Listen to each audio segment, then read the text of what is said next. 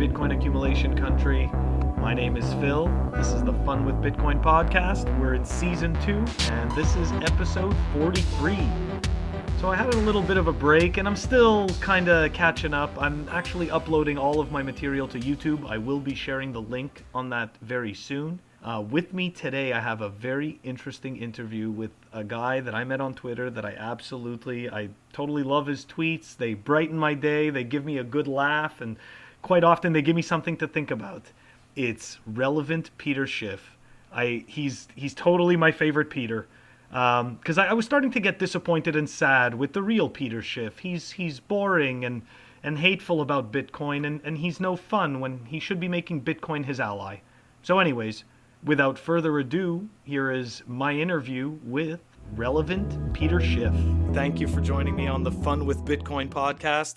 I have a very special guest with me tonight. This is actually somebody I met on Twitter that I just absolutely love his posts. He is, to me, the only Peter Schiff that actually matters, the relevant Peter Schiff.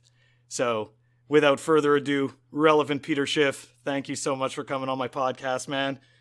What's happening, man? Thank you for having me. I look forward to it. Very cool. So look, as with tradition, I want to start off with the rabbit hole story. Like, how did you tumble down and get into Bitcoin? Yeah, yeah, man. So I kind of circled around the Bitcoin rabbit hole before I jumped down. I kind of came in touch early and often. Give you a little context, I guess. Before I found Bitcoin, I used to be a strategy consultant for an IT firm. And that kind of landed me at a lot of different places around the country. A lot of those places happen to be near casinos. So I learned how to play poker back at the time. That was the early 2000s. I was back when Chris Moneymaker had won the World Series of Poker. Rounders had just come out a few years before that as a movie, and it was popular. And, everybody wanted to play poker. So the games were really juicy and all that kind of good stuff. I loved Rounders. So, yeah, beautiful movie. But anyway, I met a guy who was kind of my poker rabbit hole, if you will. He had all the players and the books and the math and all, showed me all the resources basically, and kind of shortened my learning curve for me. But ended up playing a lot of poker in the casinos when I was traveling. When I started playing online as well. Ended up to where I was doing a little better playing poker than I was making money being a consultant. So kind of quit the job and kind of got out of the casinos too. And just moved back home and played online full time, like 8 to 10 shorthanded cash tables, something like that. Just, the mass grind kind of deal. Real leather ass hobby, but, it got the job done. But not long after that, the good folks in Congress passed the Unlawful Internet Gaming Enforcement Act. I'm not sure if you're familiar with that. The UIGEA, basically, it's they stuck it on the back of a safe harbor bill to make it not illegal to play poker, but illegal for your bank to send money to a poker site at the time. Yeah. So basically, when they cut the on-ramp off, obviously all the dead money goes away, and it's sharks versus sharks at that point. And yeah, that was kind of my first experience with censorship. You log in one day, and the FBI has seized the site, and I got 50 grand locked up on there that I'll never see. And, oh my God. I filed a claim. It should have been paid, years ago. And, it just is what it is. But anyway, when they cut me off from poker, kind of needed something to do. I mean, I was at home. I'd gotten off the road. So opened up a few wireless retail stores, or essentially a cell phone retail store. Got that kind of off the ground and running. Not long after that, started running a poker game out of the back, hosting the game because I just kind of missed poker and kind of shooting the shit with everybody. But kind of got that game running and off the ground. And one of my players was into me for about $2,000 at the time, and he had gotten arrested for some silly stuff. And he didn't have any way to pay his debt. He didn't have a kind of a backup set of cash resources, friends, family. Didn't really have much of anything he could do. So the only real options we have is we either, one, we pay the debt, which is obviously the goal. We over collateralize the debt, and I'll hold on to it, or basically I'll just tack interest on the debt at 3% a week. That adds on to the principal. And if you kind of follow that run rate, you'll double your debt in a little under 6 months. Mm-hmm. in which case I'll sell the debt for 120 cents of what I was owed, and somebody can collect on that 80 cents on however they collect. So obviously nobody wanted to kind of go that route, do those types of things. So he basically said, "Hey, I've got this Bitcoin I could send you." And I'd heard about Bitcoin, at the tables casually, here and there. It's just a word, right? I don't know what it means. But I knew it had a price point. I looked it up, and it was like 13, 14, 15 bucks at the time. So we agreed, and he basically sent me 200 Bitcoin to hold on for his $2,000 debt, at which I could have treated like a pawn. I mean, I basically it's a 6-month limit, and he was locked up for more than 6 months. What year was this? I'm sorry. It was 2000. I want to say 11, about around 2011 or 12, somewhere in there. Okay. But yeah, it was early, man. It was cheap. But again, I just knew I could move the stuff. You know what I mean? It still didn't mean anything to me. It was just like if you gave me a baseball card, right? I know I could sell the baseball card, right? Big deal. It was medium of exchange. Yeah. So I mean, I didn't look into it. I still didn't care what it was. It was just a thing that had value that was more than his debt. So I thought it kind of struck me funny. I was, this guy wants me to hold on to this magic internet money. Well, I don't know why he wants it back so bad, but he doesn't want to just let me sell it, right? Or which I would have done. I wouldn't have held it. He wants it back, and so I always thought that was kind of funny. But anyways, this guy gets out of jail 6 months later, whatever it is.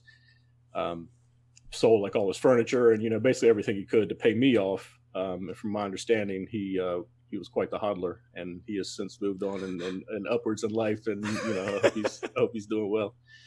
But that was kind of my first introduction to, okay, well, maybe this stuff has some kind of people value it for whatever reason, right? Because he wanted it bad, So if I circle back to kind of my poker game, the guys that we kind of expanded to a regular game where we were running about 3-4 nights a week, and running all night basically until I had to open the phone stores again.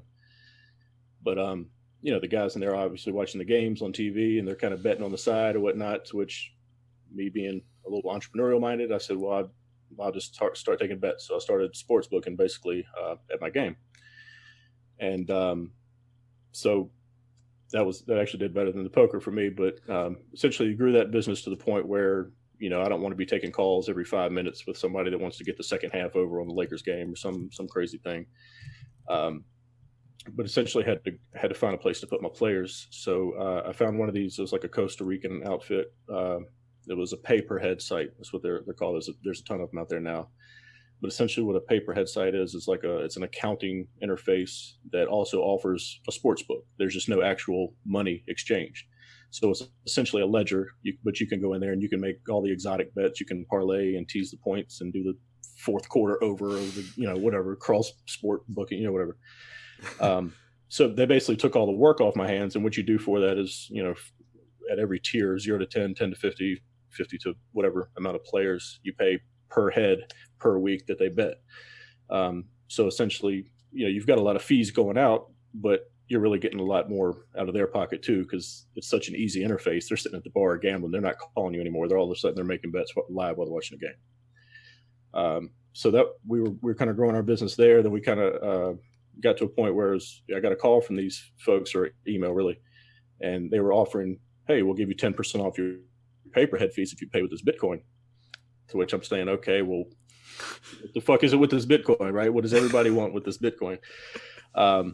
But at the time, still, it's just a thing to me. I don't know what it means. So it's just kind of like, I got to go find a place to buy it. I got to hold it, not get it stolen. I got to manage this. Like, no thanks, right? I'll just, cash is fine. But I thought it was kind of funny. Like, these are people that, they're operating legally in Costa Rica, but that would be very frowned upon from an American standpoint and that kind of thing. So it's interesting that people that might be in a censorship position love to see Bitcoin. So I said no to them. And it's not like a week or two after that, my a guy that helped me run the game, that's when I say we, often I'm usually referring to another person there, but he helped me run the game. He dealt for me on occasion, that kind of thing.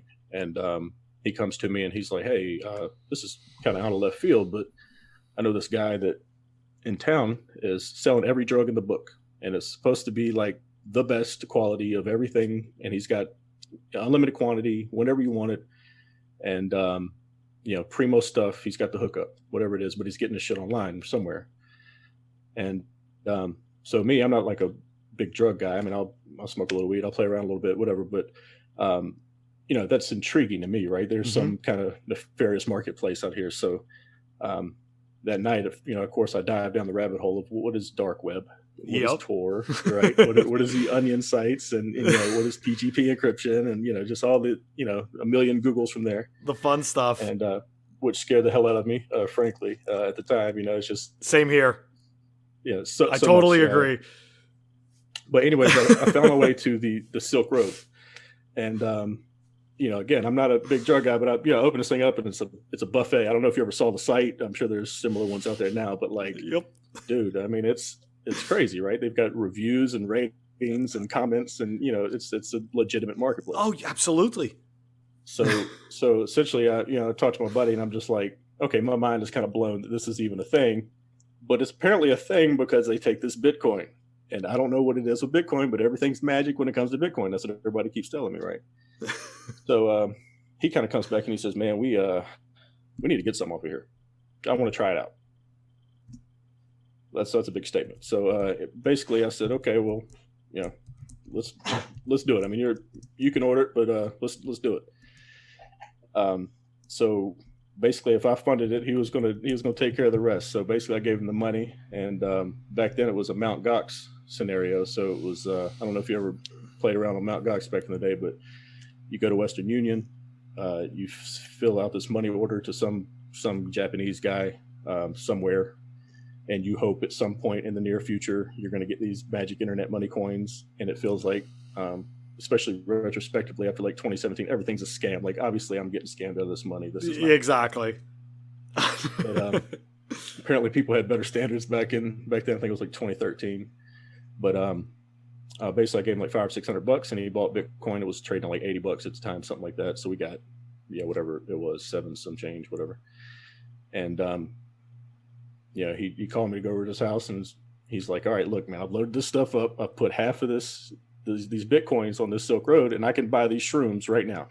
Are you gonna do them with me? I'm like, YOLO. So we kind of, click the button together kind of thing, right? And I'm just like, well, you can't undo that, right? That's we'll see what happens. That's interesting. But lo and behold, 2 days later, he gets a package in the mail. 2 or 3 days later, he gets a package in the mail, professionally packaged, looks like it came straight from the factory kind of deal. Yep. Some primo good stuff, right? So basically we tripped our balls off that night and talked a lot about Bitcoin because we were just like, all right, we're in the future, right? Because literally we heard about something, we Googled something, the mailman showed up at your house yesterday, and this is kind of what's going on. So that's right. Right. So not the fascination with the ability to order drugs, because again, that's not just, I don't need that kind of drama in my life, but fascinated that they could facilitate that kind of a marketplace. Exactly. So basically, we said, hey, we're going to read into this Bitcoin. We're going to find out what's up. I'm about to dive into this thing. And, of course, life kind of gets away. So you don't get to immediately dive into things that you decide it goes on the list, but it's very high at the list. And it's not 48 hours later.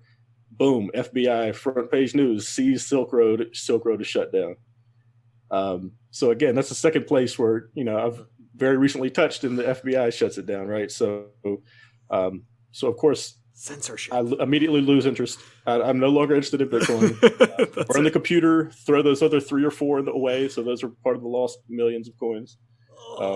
Just get rid of it, let it be, let it go, and let it be what it is. So, I basically came really close to being really close, but immediately got deterred and backed off. So I guess to get you from there to here, after that, I ended up starting a healthcare staffing agency, kind of out of left field for my background and what I've done. But I had a mutual friend that put me in touch with somebody that needed somebody with my kind of skill set. So we built that business for a few years. About 2016, I started hearing rumblings about Bitcoin again. And of course, okay, it's time to learn. If it's still here, right? It's kind of that Lindy effect now. Like, tell me, let me learn. So I think Reddit was the first place I found. And then I found Andreas's videos very shortly after. And of course, dove down the Andreas Antonopoulos rabbit hole, and then spiderwebbed in a million directions. And essentially been drinking from the fire hose for 3 years since. But we actually ended up being the first, to my knowledge, the first healthcare staffing agency to accept Bitcoin, because I made that a big deal. I'm gonna do something to contribute, right? So that's amazing. So small badge of honor, especially considering we took $0 of revenue through Bitcoin. We absolutely made no money doing that, even though we offered a discount. But I think we did have a vendor pay us a few $100 just to test it out. I was trying to get him into Bitcoin and that kind of thing. So we did like a test transaction.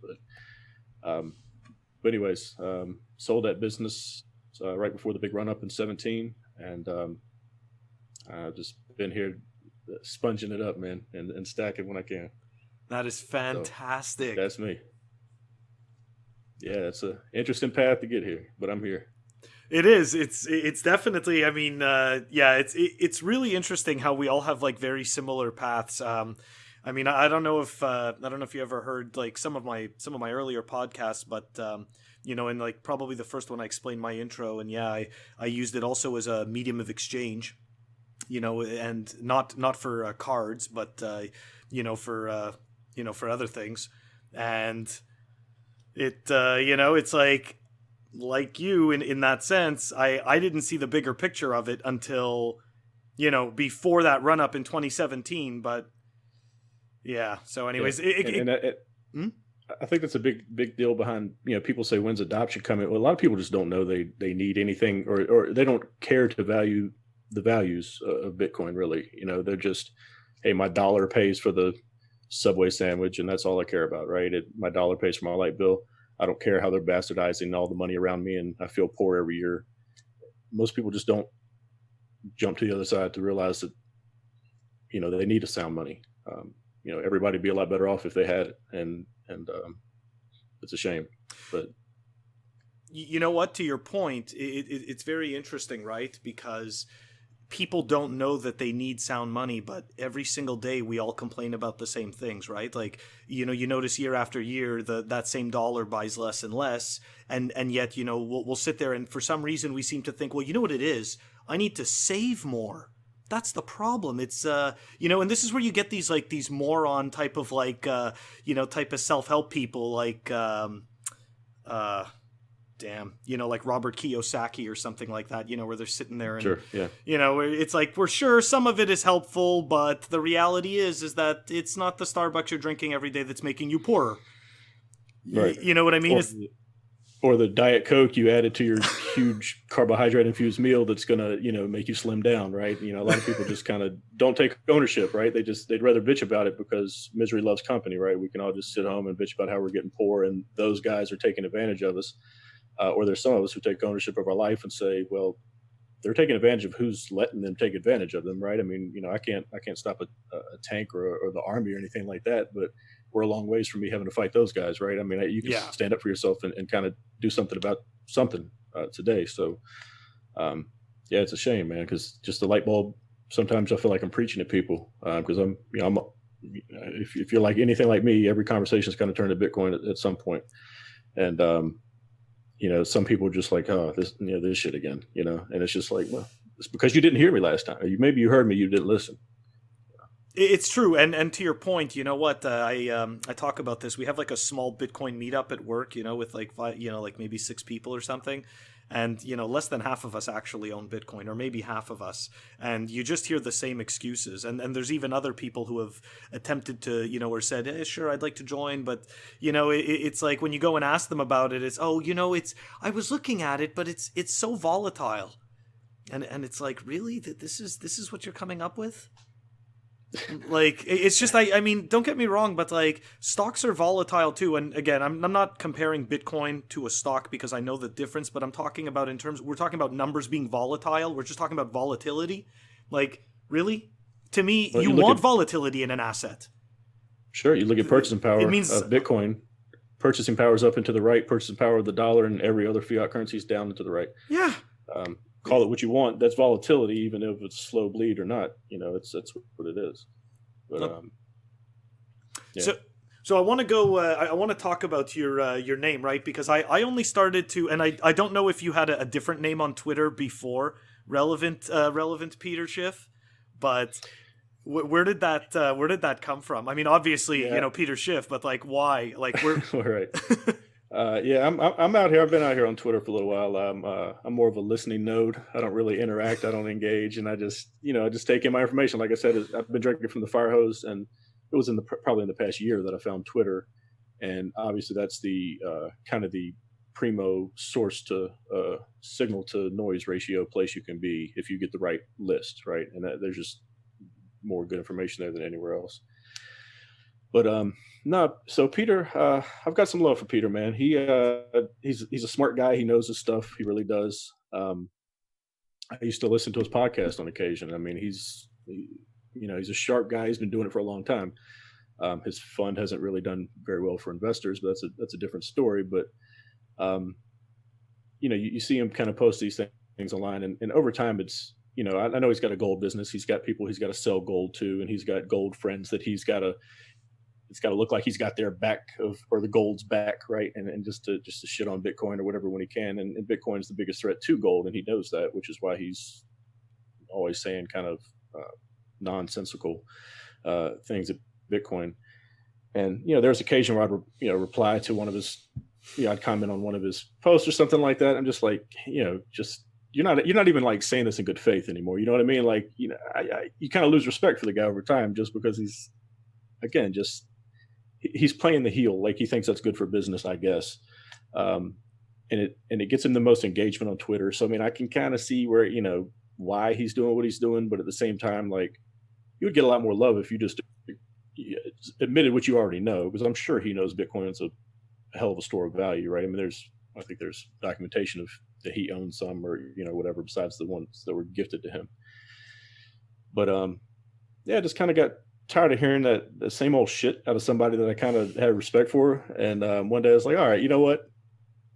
What if in a perfect world, right? Or in a more sensible world, this man came to his senses, and how would this be? So I I fired the account up, and I was just spitting them out. I don't know, for a few days. I was probably tweeting 20 times a day, just dumb shit, which made me laugh, and got engagement, whatever. So at that point, I just kind of, I'm still here, obviously, but I kept telling everybody I'm gonna stick around to the next all-time high.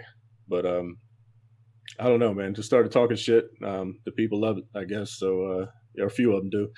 And I like talking shit to Peter, and he's finally acknowledged me a couple times on Twitter. He's responded to me a couple times, which is funny. I saw in my inbox this morning, somebody was sending me an article of Bitcoinist that quoting me in the name at the top of their article of is Peter Schiff, turning on Bitcoin kind of thing, turning positive on Bitcoin. And there's been a few of those over the last couple months that one of these magazines or whoever is kind of quoting me as Peter Schiff, which obviously I'm not trying to be interpreted as that guy. I'm trying to be the sarcastic asshole, but either way, it makes me laugh, and it continues to make me laugh, so I'll keep doing it while it does. I think it's absolutely amazing, because to your point, like, to your point, I get he, has to, he's got to have gold's back and everything like that, but why not have Bitcoin as an ally? Like, why not have Bitcoin as an ally? And he doesn't do that. Instead, he shits on Bitcoin in a stupid way, which, to be perfectly honest, makes him look incredibly ignorant. Right? Because then he just looks like a fool, and then what happens? Okay, now he looks like a fool, and then why would I want to listen to a fool who's buying gold? Now it becomes like that, I don't know. It's I mean, I'd imagine in the gold bug echo chamber, things are a little different, and if you're somebody that's been giving him your money for his gold or whatever it is, I'm sure things feel a little different, and they're kind of I'm sure they got their talking points, however they say it, but.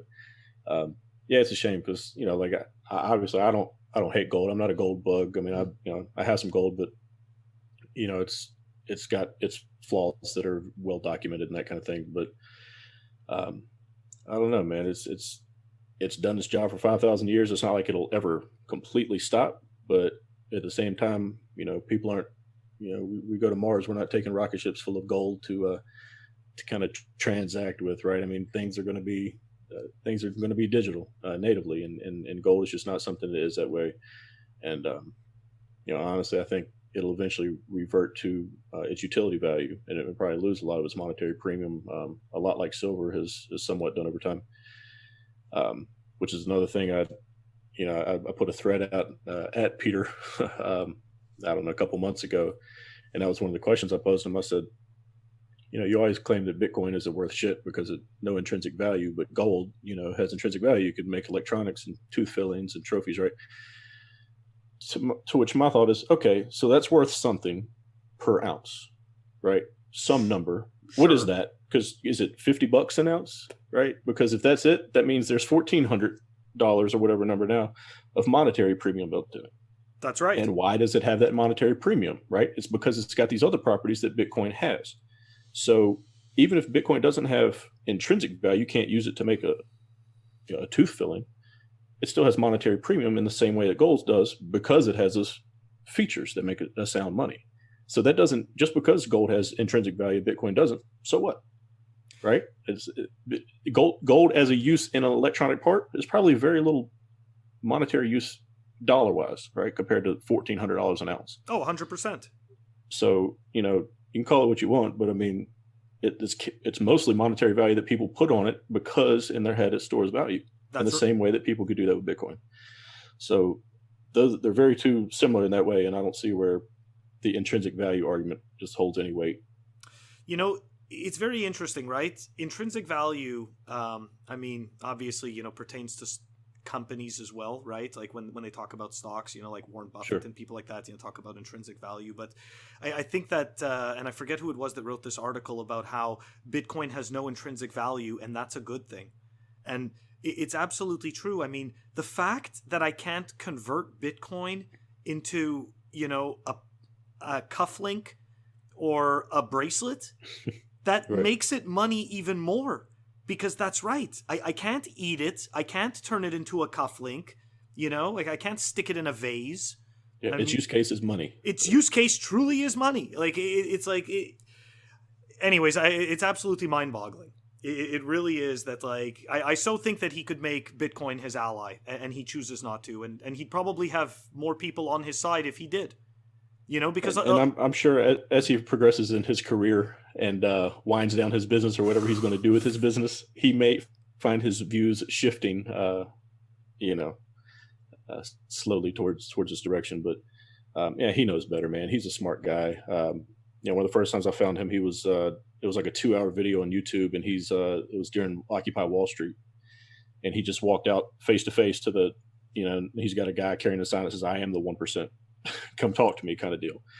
And everybody's just, so what are you mad at? What are you out here mad at? And he was just chopping them down left and right. I mean, he gets the mechanics of how the economy works.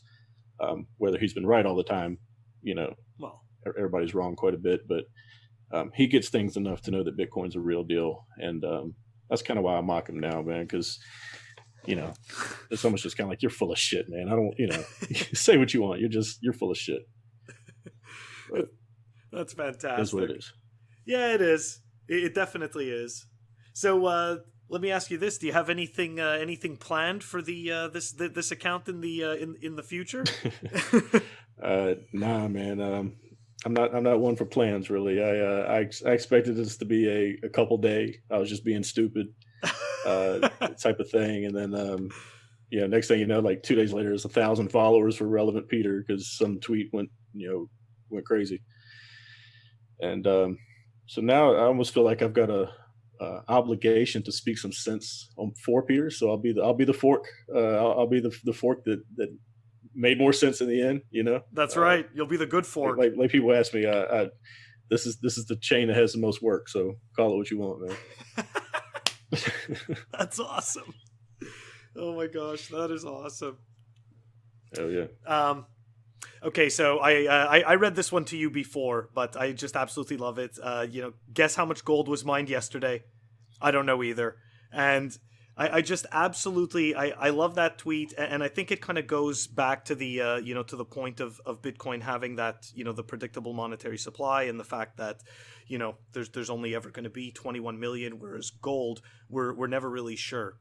So, because we're not sure how much gold is in the earth. And then if because you Indeed. talked about Mars before, but like, the reality is that the stuff of the universe, it's all the same stuff. So to Yep. assume that gold doesn't exist elsewhere, whereas we know for a fact that Bitcoin as it is does not exist elsewhere. So that's pretty interesting. Okay, so you mentioned Mars before. Why were you thinking about Mars? Oh, man, I don't know. The moon sounds cold. I guess. The Mars is just as cold. But no, I listen to Elon talk a lot of shit too, and Elon Musk, and I'm a big fan of him. He maybe doesn't run his company the best according to Wall Street and that type of thing, but um, he's kind of doing what everybody wants to do, right? He's building race cars and boring tunnels in the earth and doing this hyperloop shit and plugging into brains with his not Neuralink. Is it Neuralink? I think it's Uh, Neuralink. yeah, but he's all over the place, and he's just a cool guy. And yeah, every time I say Mars, he kind of pops in my head. But So yeah, I don't know if do you ever listen to Guy Swan, Cryptoconomy, his podcast? I haven't. I've heard a lot about him. I've heard him on a couple other podcasts. I can't recall which ones they were, but I think he might have filled in on like Citizen Bitcoin one time. I think for a guest that didn't show up, if I'm not mistaken. Um, but yeah, I mean, a little bit. I'm not familiar. It's as much as there's a fire hose of information, there's a fire hose of podcasts, and they're all good, which is the thing. You know what I mean? Not a lot of them are really poor content, but I've always heard positive things about his. But I need more hours in the day. So the reason why I ask is because he recently did. I just found it now. He did a quick read of a gentleman. I hope I pronounce his name right, Dhruv Bansal, and essentially what it is he essentially talks about like how Mars colonization would start off as like a Bitcoin colony, right? They would end up having Bitcoin out there, but eventually they would demand their own coin, right? Because they'd be closer Sure, to their center of hash the same way we on Earth are closer to ours, like locally here. sure, yeah, So it's like, if they would be using Bitcoin out there, the time delay wouldn't be practical for them to mine it out there. And you know what I mean? Like there's a whole bunch of stuff that's like for people way smarter than me that can explain it way better. But it's super cool. And the fact that you mentioned Mars, like it really got me thinking, like it's true. I mean, technically, like, okay, fine, if we play this out, right? And you go and colonize these other planets, they would all eventually start their own chains, and then all of a sudden every single planet just has their own coin technically, and there could be either like an exchange in the either like in the solar system or in the galaxy or something like that. yeah. You have to put up some mega nodes that send a block out every 2 hours to the solar system or whatever time it takes to You, propagate the wouldn't that be speed of nuts? light. Yeah, I that'd be mean, lovely, man. I'll be there. Well, I probably won't be there, but if you guys could freeze me and bring me back, I'll show up. yeah, same here, man. So we're probably not going to see that in our lifetime, but Probably not, man. But hopefully my that's grandkids okay. will enjoy it. Yeah, exactly. That's right. So okay, That's right. going back to something you said way back at the beginning, you talked about the movie Rounders, and I'm 40 years old, so growing up, that was one of the coolest movies. I am not a poker player. I suck at poker. Anytime I've ever played poker, I don't. All I did was hold cards. Okay, like Sure. and just put them down when somebody told me to. It's not that I don't get it. It's just that I suck. Hey, that's what I did with Bitcoin for a while. So Just held it until I could put it back down. it's like so I gotta ask you for the movie Rounders, what who's I mean like who's your favorite in that, because Um, there's a lot of great actors and they play a lot of great there, roles, and there's a lot of great roles. Honestly, so Kanish, the guy with the truck, right? yep. Um, he probably more represents how I treated poker. A lot of people hear, "Oh, you gamble for a living? That's badass. You're always in the casino." I'm like, no, I'm always on my leather ass, sitting at the table hearing the same bad jokes, right? But I wasn't there for the glory or anything like that. I was there grinding it out. I mean, Oh, I wasn't playing stakes that would break me overnight, and I wasn't going to retire if I smashed it that night. You were which is paying kind of, bills.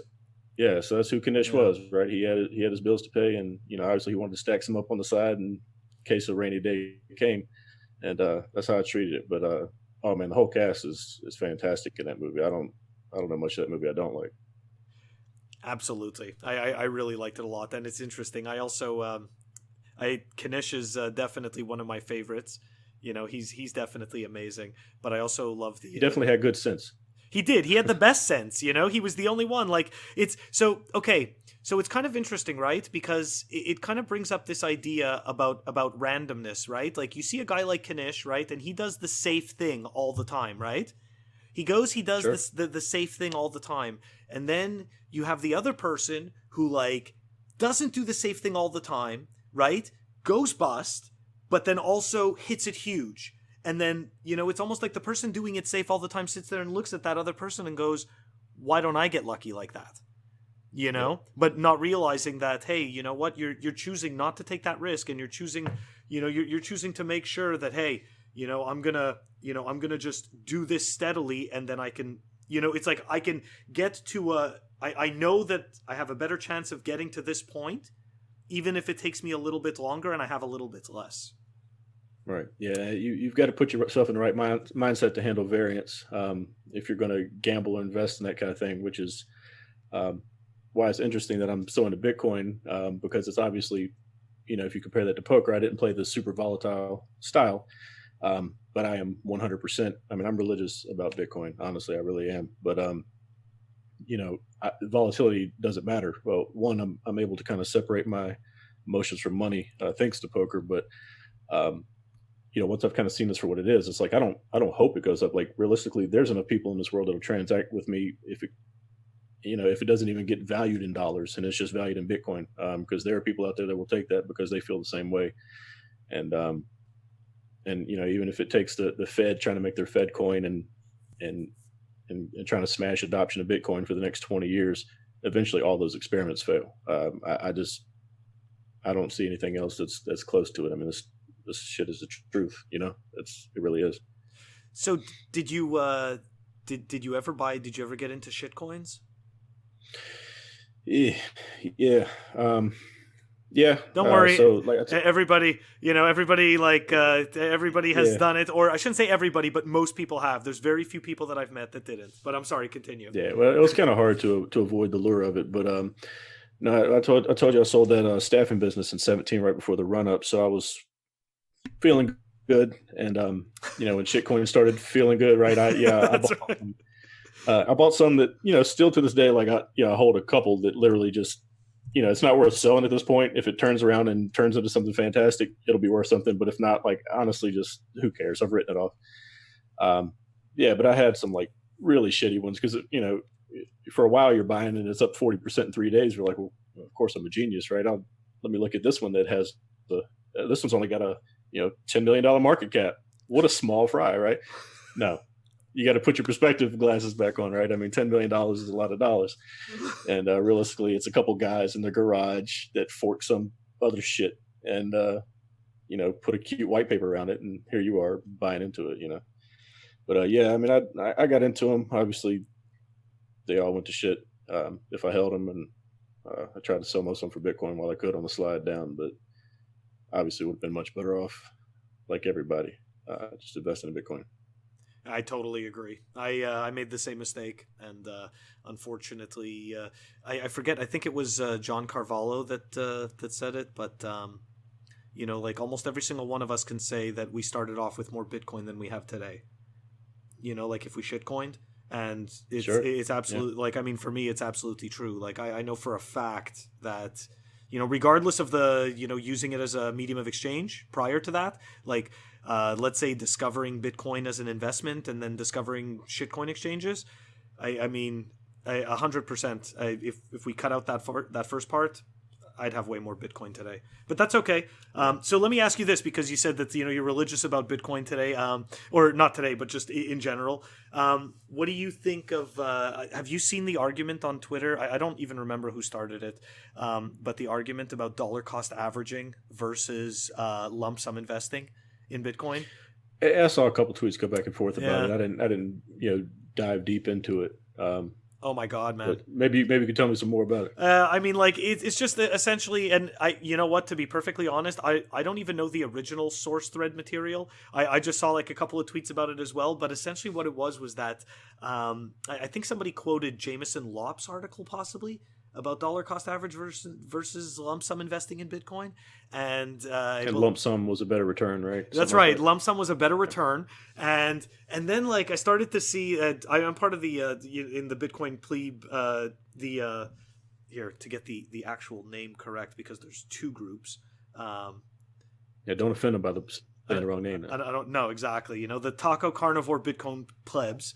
Okay. Oh, geez. So yeah, like that, like in that Telegram group, there's a couple of people going back and forth, just totally arguing about it, and it just wouldn't stop. And then of course, like you'd see the thread on Twitter, and it's the same thing. Like people just don't seem to agree on it. I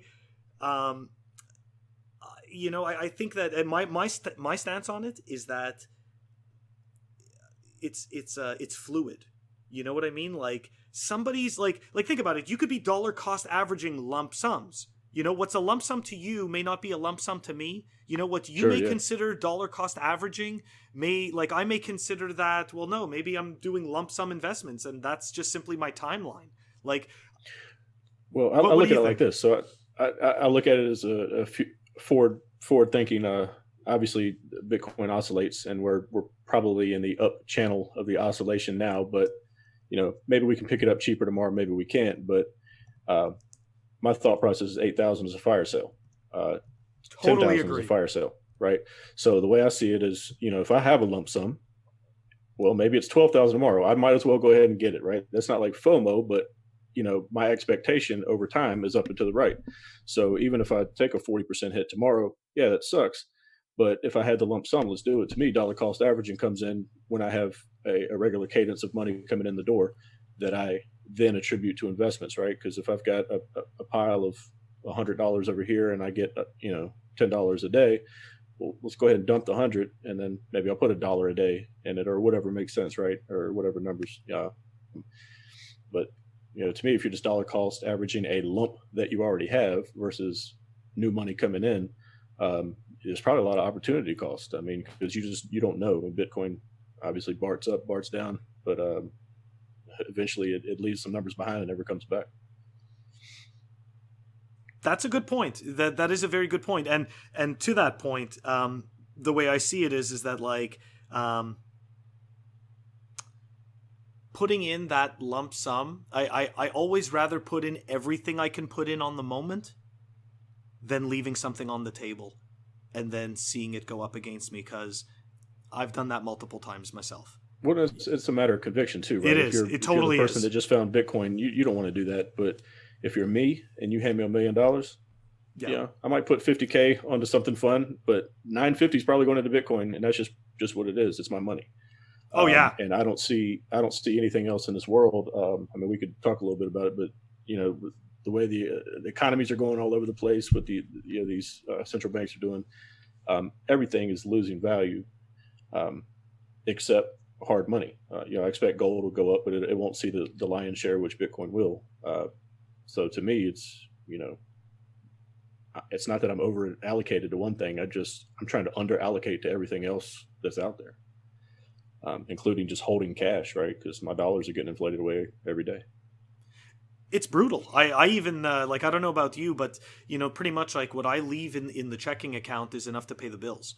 I leave enough to pay the bills and like some spending money, because the reality is that not every store accepts Lightning and Bitcoin and everything. So sure, yeah. Obviously, like, we're still using cash or credit cards to make purchases, but it's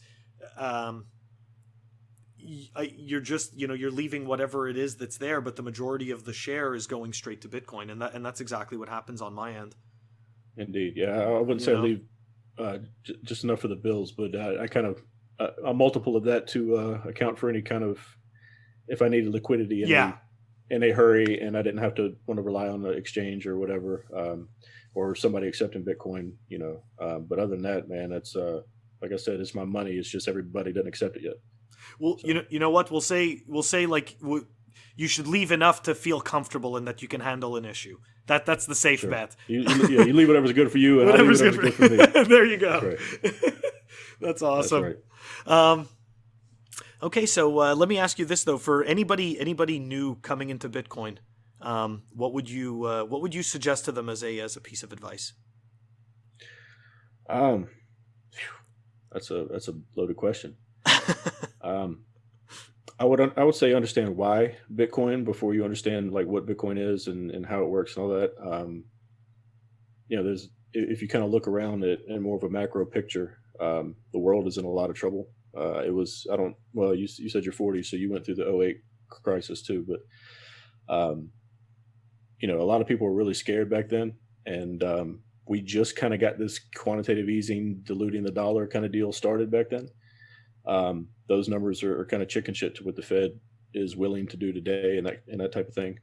But even then, we're the best looking block on the street, and it's a really ugly street, right? So we're in a good place to be in America, but there's so many catalysts all over the world right now that could really, really start a fire that burns this way quick. Europe, their central banking is just a mess. Japan's been quantitative easing for, I don't know, 30 fucking years or something like that. They pretty much own 80% of the ETFs in their country, right? So they're essentially, that's just insane. Obviously, you've got crazy stuff going on with China, manipulation of the currency and that type of deal, the trade war, all kind of stuff. But, even then, we're supposed to, from what you're told, this is the best stock market ever, best unemployment ever, right? Everything's great. Economy's firing on all cylinders. Yet somehow, we're a $20 trillion economy. And what does the president always say they want for GDP? 3%, right? So 3% is the magic number that shows we're killing it. Well, 3% of 20 trillion is $600 billion. All right. So we're looking for $600 billion in growth in this last fiscal year that just ended. I think they revised it down back to 1 trillion, but we ran when I saw it at the time, it was a $1.2 trillion deficit. So we literally spent 1.2 to make 600. So we're spending $2 to make one, which is obviously not a run rate you can sustain. There's a lot of big macro things that are just, like I said, a tinderbox ready to catch fire. So that's not really specific to Bitcoin. But I think a lot of people in the world are going to very soon be forced to find a reason why Bitcoin is what it is. So you might want to at least try to understand that now before you have to find out. Because when you have to find out, maybe the purchasing power of what you're able to afford has gone down significantly because there's not really that many Bitcoin for sale. There's several million lost or assumed lost. A lot of them are locked up and they're not going to be moved for a long time. And, you're probably talking a couple million coins or whatever number that are really out there for grabs. And, best to be in early or understand the why, and you'll want to be in early. And then, I don't know if there's a better reason I could give you than the world's honestly falling apart. It won't be like 2008. It probably won't be some just crazy black swan event. They're probably really just going to dilute the currency and print to try to kick the can down the road. And that'll end up showing up in inflation. Obviously the people closest to the money get the better effect of that, the Cantillon effect or whatever of money. So you might see some prices go up in assets and stocks and things like that. But we've got a lot of trouble there too, man. Stock market is, even though it's doing good, I just commented somebody on Twitter about this today. He said something about Bitcoin doesn't have returns, equities and real estate does. And I said, well, stocks have an expectation of a return because you expect a dividend or you expect appreciation based on earnings. So dividends are getting cut left and right, and earnings are only going up because stocks or companies are buying back their stock. So buybacks are at an all-time high, right? Which is getting these executives rich so they could jump out and have their nice parachute. But realistically, the earnings haven't gone anywhere. And you pile that onto the fact that these corporations have like $1 trillion in negative yielding debt. When all this stuff rolls over, there's going to be a lot of issues there. Everywhere you look, it's really ugly. So the stock market probably isn't a great place to put your money over long. It might be for the short term while the rest of the world kind of looks for safer places to put their money. But our stocks are propped up by very little right now, and they're probably overvalued as it is. But you can't just issue debt and buy your own stock back forever, especially if you can't get your earnings up. So stocks look bad. A lot of government bonds, negative yielding. I mean, there's so many places you can put your money. You know what I mean? And it's you could buy some specialized Beanie Babies or something crazy shit like that. But realistically, if you got some money, it needs to be in Bitcoin or gold, and that's everything else is kind of deflating or inflating against it.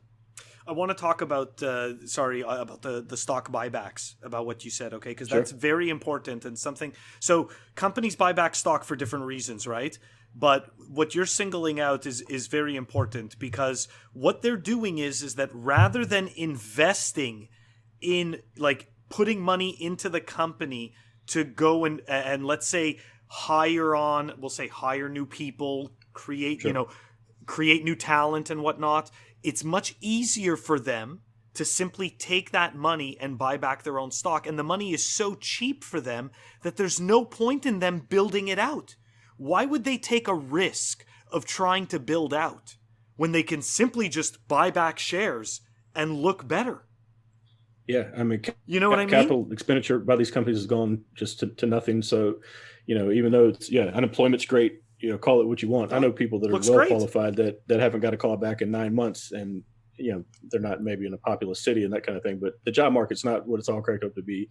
These companies aren't all what they're cracked up to be. They're building on thin air. And if you factor on top of that the fact that it's really been a passive investing bubble. So 401ks have been preached to you and me in the white collar job circuit. That's at least that, hey, of course we'll match you, but put money in here, and then you could put it in the what? Do you put it in Apple? No, you put it in the Retire 2040 fund or whatever, right? They've got some buckets, and those buckets are managed by the same people, and those same people are putting in the same stocks, right? So if all of our money goes into the same 100, 500 companies, right, then what you have is basically some zombie buyers at any price point. Yep. For these companies, no matter how well they do. So they've always got an inflow, and they basically rape and pillage the company. And even if you have zombie buyers, you're still having to buy back your own stock to change the numerator denominator of the equation to get it to a point where it's appetizing to the market, right? So everything's just kind of getting bastardized, and you layer on top of that, you've got I think I heard this on Real Vision the other day from Raoul Paul, but you've got like $4 trillion of corporate bonds that are BBB rated, right, which is minimum investment grade. They get downgraded once and they're junk bonds. Well, a lot of these funds can't invest in junk bonds, right? And there's some big companies, and the junk bond market is only $1 trillion, right? So any small percentage of that $4 trillion gets downgraded, and the junk bond market is crazy, and also you stop the investment of somebody, and some of these companies like AT&T and Ford, right? And, big American brands. So you kind of factor all that in, and just it can't all continue forever, right? Something somewhere breaks something. It does. Probably a lot of kind of knock-on effects, that kind of happen from that, and that's just our own internal problems. That's not even talking about the macro worldwide problems that could very easily lead into a problem here, just as a domino effect. We are just in a slow leak. Like you mentioned before about Japan, right? Like Japan is doing like what, QE 300 or whatever, or 30 or whatever. Yeah. Like it doesn't even matter. I don't think it's a number. They just keep going. Yeah. Just keep going. But that's it. It's a slow leak that they can't get out of their own way. And that's kind of where we're heading. Like, this is such a big ship, we can't turn this thing anymore. So it's like, how do you, what do you do? Okay, so if you can't pedal forward, what do? You opt out. So, the USA can't opt out of being the USA, right? Like all these countries that are in trouble, let's be honest, because, we're not just talking about the USA, Canada, nobody talks about Canada. Canada also has a huge, for its population and its country, it has a huge deficit. It's doing the same thing. It has a central bank that's totally run, that's printing fake money, that's not backed by anything. Indeed. They're all doing the same thing. So, you know what I mean? Like at some point we can't turn that ship around. So what do? And we opt out. there's a demand. So, well, there will be a demand for Bitcoin and other things later on. But right now, a lot of these countries are short dollars, and they have a lot of debts in dollar denominated amounts. And we're obviously toughening things up with different countries around the world, which is kind of making the dollar stronger and more in demand, even though it's less available. So you're going to see a lot of these things just kind of, no matter what their banks are doing, eventually there's going to be a flood of demand going out of some place to another, right? I mean, there's just too much. Everybody's too leveraged. Everybody, if you look down in Hong Kong, most expensive real estate in the world, and I don't know if you've been paying attention to what's going on down there, but China's pretty much slowly taking that over, and money is flying. Their currency, they're spending just about everything they've got in reserve to keep their currency pegged. And stuff like that breaks. I mean, just all hell breaks loose, and there are kind of compound effects that happen from any one of these things. And there's just so many issues kind of going on in the global macro scene that we're bad enough on our own, and we're the best one going, right? So it's going to be interesting. I mean, I assume we're going to wait out most everybody else to fuck up, and we're going to try to look like the pretty girl on the block, right? And just, I'm sure there's a strategy somewhere behind that, but I sure the hell it's got Bitcoin for our country's sake. I sure hope we've got Bitcoin in the mix, because name something else that's going to work. But it's funny what you said before, that it's an ugly block, and it is. So we might end up being the pretty girl on the block, but man, it's an ugly block. Yeah, it's a low bar to set, man. I like that one. Okay, so do you have any, because we're going to wrap it up, do you have any final thoughts or anything that you want to leave with the listeners? Hey, I mean, not really, man. Like I said, I've just been kind of doing this just to make myself laugh. So it's kind of been a ride. There's a lot of funny people on Twitter, a lot of good people. I love the energy from everybody. So until Peter Schiff gets his shit right, man, we're going to keep on keeping on until he reports me or something like that. But nah, man, just get out there and stack your sats, and tell everybody you can, or at least if you believe it like I do, tell everybody you can about it, because they will thank you one day, or at least they know they should have listened to you one day, one or the other.